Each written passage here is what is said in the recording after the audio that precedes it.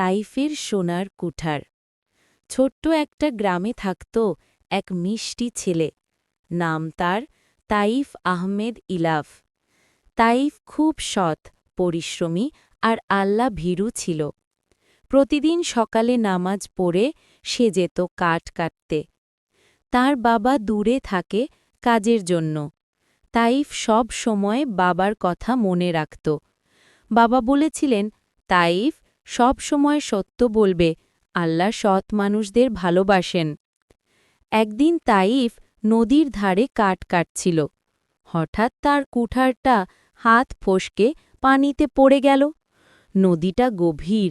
Taif কাঁদতে কাঁদতে বলল, হে আল্লাহ, আমার একটাই কুঠার ছিল, এখন আমি কি করব? ঠিক তখন নদীর ভেতর থেকে আলো ঝলমলে এক বৃদ্ধ বেরিয়ে এলেন।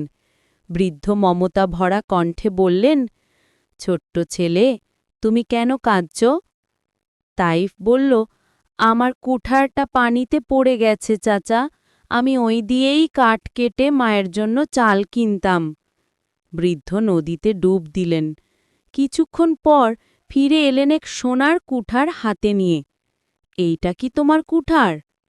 তাইফ অবাক চোখে তাকিয়ে বলল, না চাচা, এটা আমার না, আমার কুঠার লোহার। বৃদ্ধ আবার ডুব দিলেন। এবার রূপার কুঠার নিয়ে এলেন। এইটা? তাইফ মাথা নাড়ল, না, এটাও আমার না। শেষে বৃদ্ধ পুরনো একটা লোহার কুঠার হাতে নিয়ে উঠলেন। তাইফের চোখ ঝলমল করে উঠল, হ্যাঁ, এইটাই আমার কুঠার।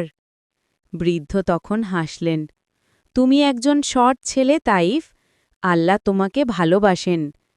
তারপর ৩টি কুঠারই তাইফের হাতে দিয়ে দিলেন। তাইফ অবাক হয়ে বলল, না চাচা, আমি শুধু আমার লোহার কুঠারটাই নেব। বৃদ্ধ মৃদু হেসে বললেন, সাব্বাস বাছা, সত্যের পথে থেকো, আল্লাহ তোমার জীবনে বরকত দেবেন।